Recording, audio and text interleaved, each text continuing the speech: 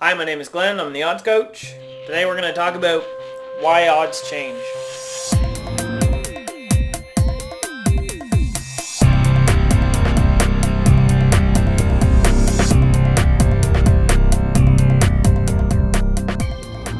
Okay, so to understand why odds move, we have to once again go back to how sportsbooks make money.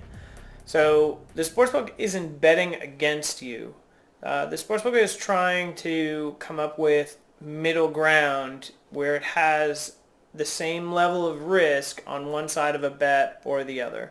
Now, that level of risk doesn't necessarily mean that it's the same amount of money on one side or the other, as I hope this example will show you.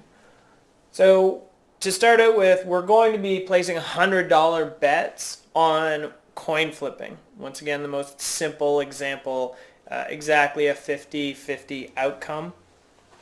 So at the start of betting on a particular coin flip event, the odds would probably be released at minus 110 for either side, either heads or tails.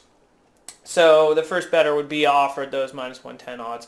And what that means is essentially you bet $11 to win 10. But in our first example, bet 1 will be placed on heads at minus 110.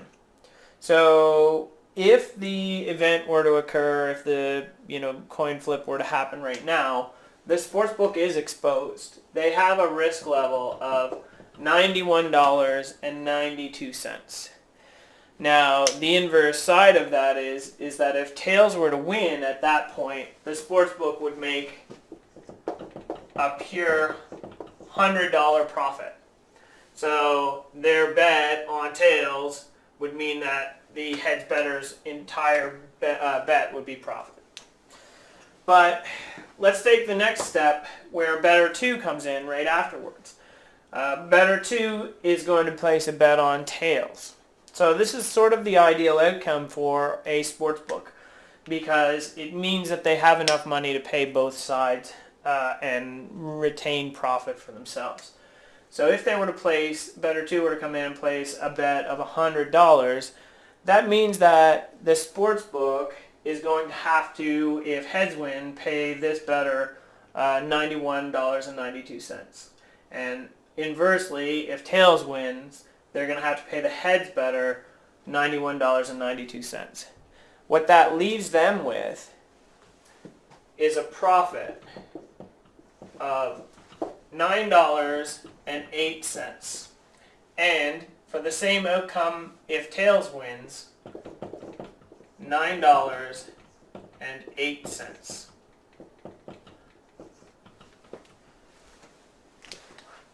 So likely the sportsbook would still leave the minus 110 odds up at that point. They'd be looking for other bettors to jump into the game. So let's imagine that bettor 3 comes in and also wants to bet on tails. So they place a $100 bet on tails. Well, that changes things a little bit from a risk perspective. So if that were to occur, then if heads were to win, the sportsbook has $200 in the bank to pay back the heads bettor, the $91.92. So that leaves them with a profit of $108.08. But they do have some risk on the tails side.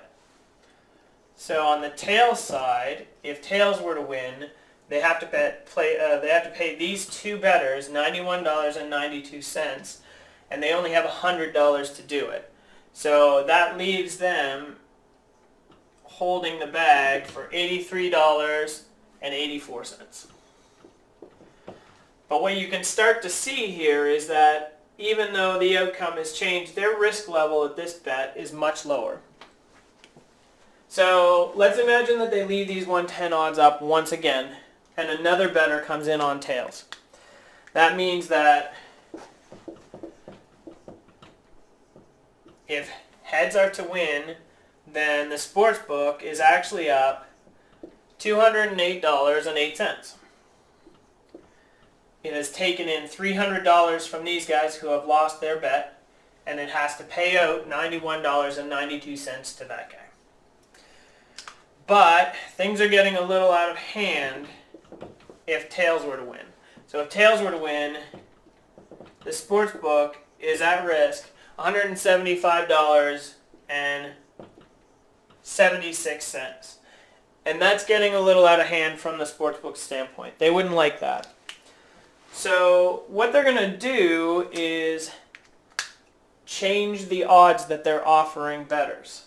So they'll offer a line for heads of, let's say, plus 180, because they need money to come in on heads. So what that would mean is for every $100 bet, if heads wins, you win $180. So it's a much better payout for the heads bettor.